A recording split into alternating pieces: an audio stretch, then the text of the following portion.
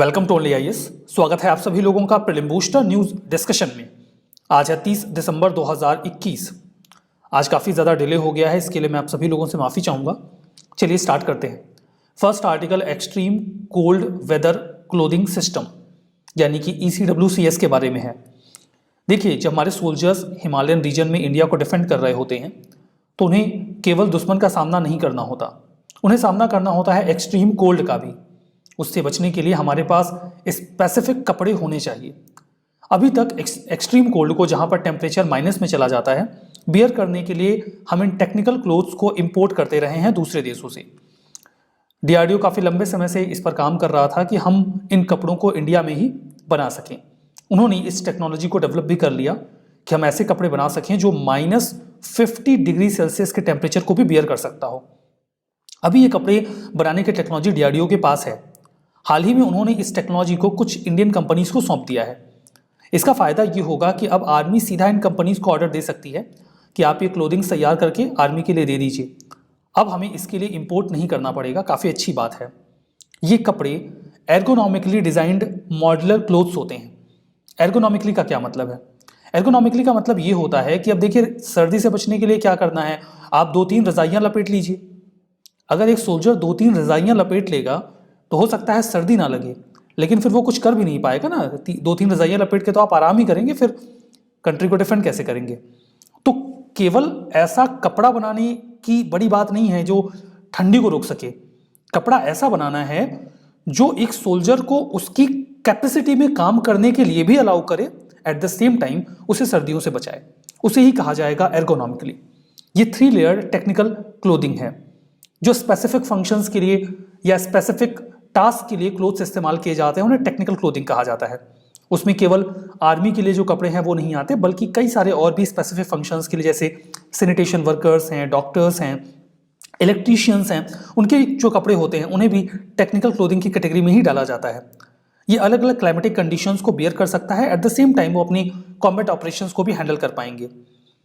ये thermal insulation handle कर सकता है, +15 डिग्री सेल्सियस से लेकर -50 डिग्री सेल्सियस तक के टेम्परेचर को हैंडल कर सकता है। At the same time soldiers अपने फिजिकल वर्क को भी अच्छे से कर पाएंगे। इसमें फिजियोलॉजिकल कॉन्सेप्ट का ही इस्तेमाल किया गया है इन कपड़ों को बनाने के लिए। जैसे कि बॉडी खुद को गर्म करने के लिए जो रेस्पिरेटरी हीट होती है उसे रोक देती है और पानी के लॉस को भी रोक देती है ताकि शरीर गर्म रह सके। बिल्कुल सेम फंक्शन ये कपड़ा भी परफॉर्म करता है और ये स्वीट यानी कि पसीने को भी एब्जॉर्ब कर पाता है। ये वाटर प्रूफ होता है और विंड प्रूफ भी होता है, जिसके जरिए ये सर्दी को रोक भी पाता है। देखिए, जो उसका ऊपर का लेयर है उसे पलटा भी जा सकता है ताकि जो कैमोफ्लेज पर्पस से सोल्जर्स कपड़ों का इस्तेमाल करते हैं वो हो सके। जैसे जब सोल्जर्स किसी बर्फ वाले एरिया में होते हैं तो उनके कपड़े सफ़ेद कलर के होते हैं ताकि वो बर्फ पे अगर छुप जाएं तो उन्हें कोई देख ना पाए। सिमिलरली, अगर वो किसी ऐसी जगह पे हैं जहां पर बर्फ नहीं है तो उनके कपड़े इस तरीके से होते हैं कि वो घास के रंग के होते हैं, वो उसमें मिक्स हो जाते हैं जो भी एटमॉस्फेयर होता है। तो ये जो कपड़ा ऊपर का लेयर है वो सफ़ेद भी होता है और दूसरे कलर का भी होता है, उसे चेंज किया जा सकता है। वो जिस भी लोकेशन पे है उसके बेसिस पे उसे बदल सकते हैं। सिग्निफिकेंस ये है कि अब हमें कम इंपोर्ट करना पड़ेगा और हमारे पास इंपोर्ट का एक अच्छा अल्टरनेटिव है। ग्लेशियर्स और हिमालयन पीक्स पे हमारे सोल्जर्स अब और बढ़िया तरीके से काम कर पाएंगे। DRDO की बात करें तो इसे 1958 में स्टैब्लिश किया गया था, मिनिस्ट्री ऑफ डिफेंस के तहत काम करता है। इंडिया में डिफेंस के सेक्टर में साइंस एंड टेक को इंप्रूव करने के लिए लगातार ये काम कर रहे हैं ताकि हम ग्लोबल लेवल पे कॉम्पिटिटिव बन सकें। हमारा next article Apatani textile product के बारे में है। अभी अपातानी टेक्सटाइल प्रोडक्ट के लिए एक कंपनी ने GI टैग का एप्लीकेशन डाला है। अपातानी टेक्सटाइल प्रोडक्ट किस राज्य से संबंधित है, ये सबसे बड़ा सवाल होगा, और वो है अरुणाचल प्रदेश। जीत जीरो प्रोड्यूसर कंपनी लिमिटेड ने ये GI टैग का एप्लीकेशन डाला है। अपातानी जो प्रोडक्ट है या फिर जो टेक्सटाइल है, ये जो कपड़ा है, ये अपातानी ट्राइब तैयार करती है जो कि जीरो में रहते हैं।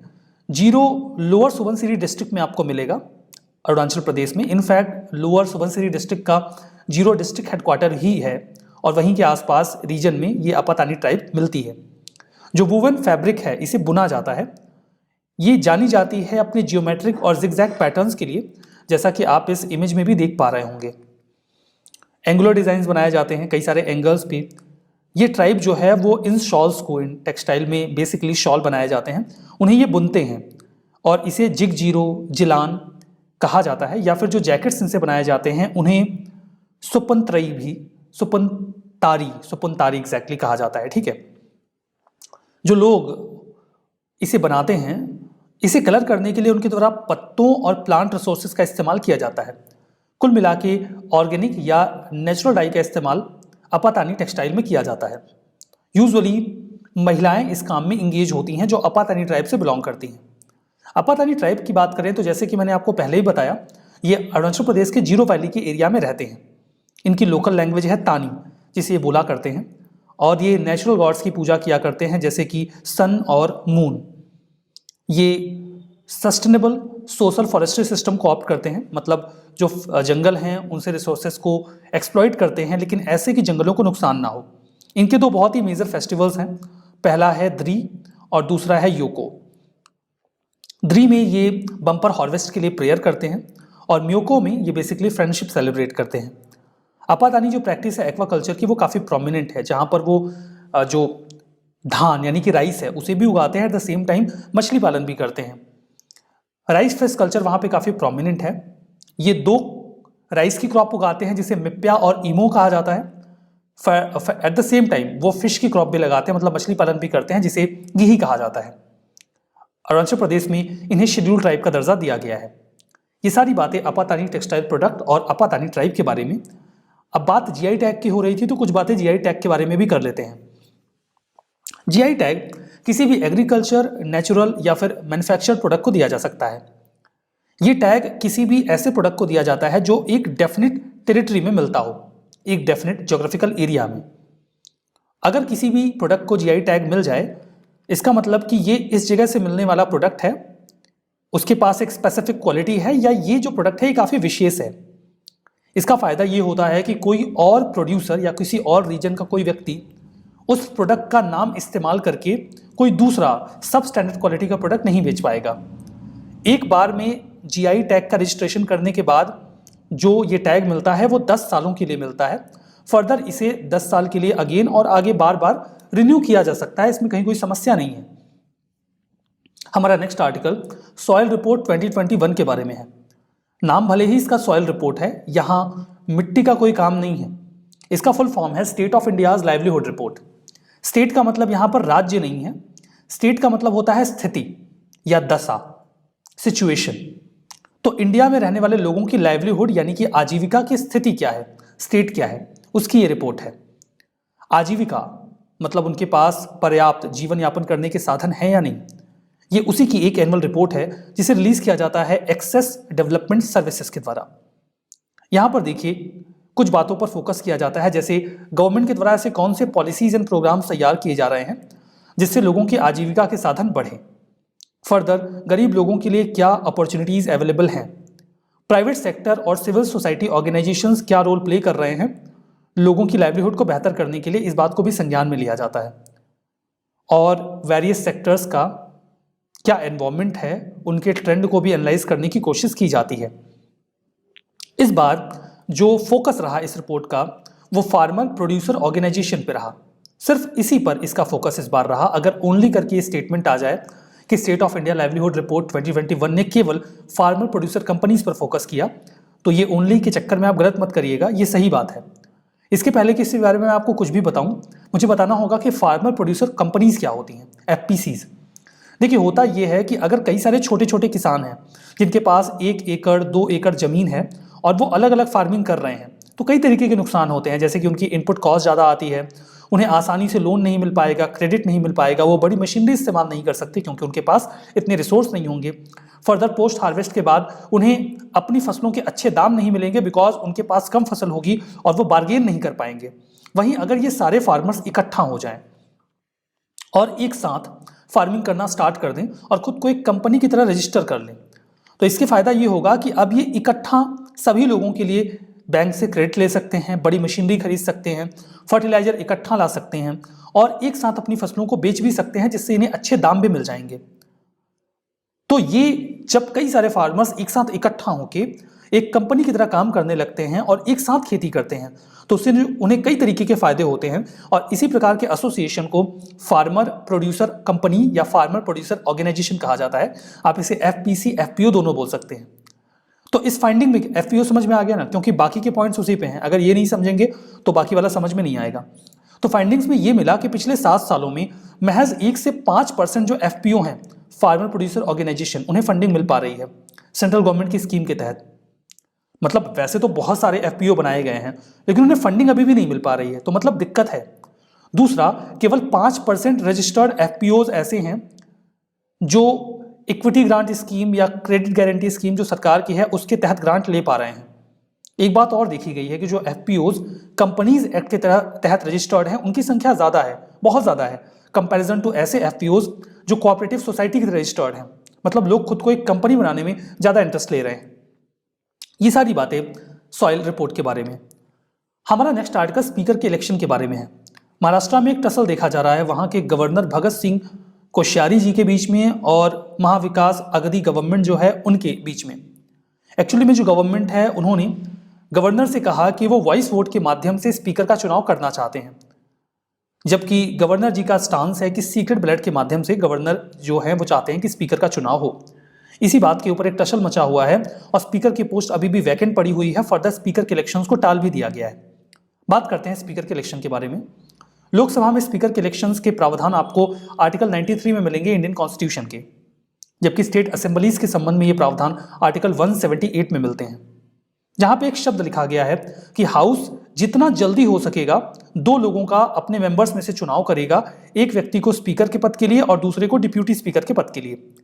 यहां लिखा है as soon as maybe, मतलब कोई टाइम नहीं बताया गया है, केवल जितना जल्दी हो सके लिख दिया गया है और इसी चीज का मिसयूज किया जाता है। लोकसभा स्टेट लेजिस्लेचर, मतलब किस दिन ये चुनाव होगा स्पीकर का, लोकसभा के लिए ये डेट प्रेसिडेंट डिसाइड करते हैं और स्टेट लेजिस्लेचर के लिए डेट गवर्नर डिसाइड करते हैं। मतलब अभी आप समझ गए कि गवर्नर का क्या रोल है स्पीकर के इलेक्शन में। कब इलेक्शन होगा ये डिसाइड करने की जिम्मेदारी गवर्नर के पास ही है, और स्पीकर एक बार आ गए तो फिर डिप्यूटी स्पीकर का इलेक्शन वो देख लेते हैं। तो स्पीकर के इलेक्शन तक स्टेट में गवर्नर का एक बहुत ही इंपॉर्टेंट रोल होता है। रिस्पेक्टिव हाउस को वोट करके स्पीकर डिप्यूटी स्पीकर का चुनाव करना होता है। स्पीकर के काफी इंपॉर्टेंट फंक्शंस होते हैं, जैसे कि वो हाउस के स्पोक्स पर्सन के रूप में काम करते हैं और एक्सटर्नल वर्ल्ड के लिए हाउस को वही रिप्रेजेंट करते हैं। हाउस की प्रोसीडिंग के ज्वाइंट सिटिंग को उन्हीं के द्वारा प्रिसाइड किया जाता है। अगर स्टेट में जहां पे 2 हाउस हैं, अगर एक साथ उनकी मीटिंग हुई या सेंटर में लोकसभा राज्यसभा की मीटिंग हुई तो उसे स्पीकर ही प्रिसाइड करते हैं। स्पीकर का डिसीजन मनी बिल को लेकर फाइनल होता है। कोई बिल मनी बिल है या नहीं है वही डिसाइड करते हैं। स्पीकर यूजुअली रूलिंग पार्टी से आते हैं बिकॉज उनके पास मेजोरिटी होगी, वो अपने ही मेंबर को स्पीकर बना लेंगे। वाइस जो डिप्यूटी स्पीकर हैं वो तो वैरी करता रहा है ओवर, हर अलग अलग राज्यों में देखा जाए या लोकसभा में भी देखा जाए तो बदलता रहता है, कभी अपोजिशन पार्टी से कभी उसी पार्टी से। स्पीकर की इंडिपेंडेंस बनी रहे, वो जिस पार्टी से आए हैं उसके प्रभाव में काम ना करें, इसीलिए उनकी सैलरी को सीएफआई यानी कि कंसोलिडेटेड फंड ऑफ इंडिया के ऊपर चार्ज कर दिया गया है। मतलब उसके ऊपर वोट नहीं किया जा सकता। देखिए, जब भी कोई व्यक्ति डिबेट करता है या बात करता है हाउस में तो वो स्पीकर को ही एड्रेस करता है। स्पीकर मैडम, स्पीकर सर वो बोल के अपनी बातें कहते हैं। हमारे कॉन्स्टिट्यूशन में ना तो कोई टाइम लिमिट बताई गई है और ना ही कोई प्रोसेस बताया गया है कि स्पीकर का चुनाव कैसे होगा। तभी तो टसल चल रहा है ना। गवर्नमेंट बोल रही है हम वॉइस वोट से करेंगे और वो चाहते हैं, जो गवर्नर है वो चाहते नहीं सीक्रेट बैलेट के माध्यम से हो। तो कोई तरीका कॉन्स्टिट्यूशन में बताया नहीं गया है कि चुनाव कैसे होगा। तो ये हाउस को या फिर जो एक एमिकेबल तरीके से डिसाइड करना होता है कि चुनाव कैसे किया जाना है। हमारा next article Gram Ujala programme के बारे में है। गवर्नमेंट ने अभी एक माइलस्टोन अचीव किया, 50 लाख एलईडी बल्ब को डिस्ट्रीब्यूट कर दिया गया है अंडर दिस प्रोग्राम। इसके तहत बिहार, उत्तर प्रदेश, आंध्र प्रदेश, कर्नाटक और तेलंगाना के जो रूरल हाउस होल्ड हैं उन्हें एलईडी बल्ब डिस्ट्रीब्यूट किए जा रहे हैं। इनफैक्ट इसकी एक कॉस्ट आएगी, फ्री में नहीं दिया जा रहा। कन्वर्जेंस एनर्जी सर्विसेज लिमिटेड की तरह इसे इंप्लीमेंट किया जा रहा है। इसमें हाई क्वालिटी 7 वॉट और 12 वॉट एलईडी बल्ब दिए जाएंगे 3 साल की गारंटी के साथ। इसके लिए उस हाउस होल्ड को केवल 10 रुपए एक बल्ब के देने होंगे, जबकि इन बल्ब्स की कीमत जो है वो 90 रुपए से 110 रुपए तक हो सकती है अगर आप मार्केट में खरीदने जाएंगे तो केवल 10 रुपए में मिल जाएगा। उसके बदले में आप अपनी घर में यूज हो रहे 60 वॉट या 100 वॉट के जो पुराने बल्ब होते थे टंगस्टन वाले, वो दे दीजिए उनको। एक फंक्शनल बल्ब आपको देना होगा जो चल रहा हो, और 10 रुपये आपको एक नया एलईडी बल्ब मिल जाएगा। एलईडी बल्ब में देखिए 75% कम एनर्जी लगती है और इनकी वर्क करने की कैपेबिलिटी 25 टाइम्स लॉन्गर होती है। हम कन्वेंशनल बल्ब से अगर तुलना करें तो एक हाउस होल्ड 5 बल्ब एक्सचेंज कर सकता है। फर्दर इसी प्रोग्राम के तहत सरकार घरों में मीटर भी इंस्टॉल कर रही है। 31 मार्च 2022 तक ये प्रोग्राम चलता रहेगा। Gram Ujala programme green development mechanism जो है प्रोटोकॉल यूएन का, उसके तहत भी काम कर रहा है, जहां पर हम एनर्जी सोर्सेज को क्लीन बनाने की कोशिश कर रहे हैं। हमारा नेक्स्ट आर्टिकल कॉर्बेवैक्स और कोवोवैक्स के बारे में है। कोविड-19 की ये 2 वैक्सीन्स हैं जिन्हें अभी हाल ही में अप्रूव किया है गवर्नमेंट ऑफ इंडिया ने, और एक एंटीवायरल ड्रग मोलनुपिराविर को भी इमरजेंसी यूज के लिए ऑथराइज कर दिया गया है। कॉर्बेवैक्स, इन दोनों का नाम याद रखिएगा, कॉर्बोवैक्स और कोवोवैक्स। जो कॉर्बेवैक्स है इसे हैदराबाद बेस्ड एक कंपनी बायोलॉजिकल ई ने बनाया है, और कोवोवैक्स को सीरम इंस्टीट्यूट ऑफ इंडिया ने ही बनाया है जो कि पुणे में है, और नैनो पार्टिकल बेस्ड वैक्सीन है ये। मोलनुपिराविर एंटीवायरल ड्रग है जिसको अप्रूव किया गया है अभी हाल ही में। इन दोनों वैक्सीन्स को अप्रूव करने के बाद भारत में अभी 8 ऐसी वैक्सीन्स हैं जो अप्रूव हो चुकी हैं।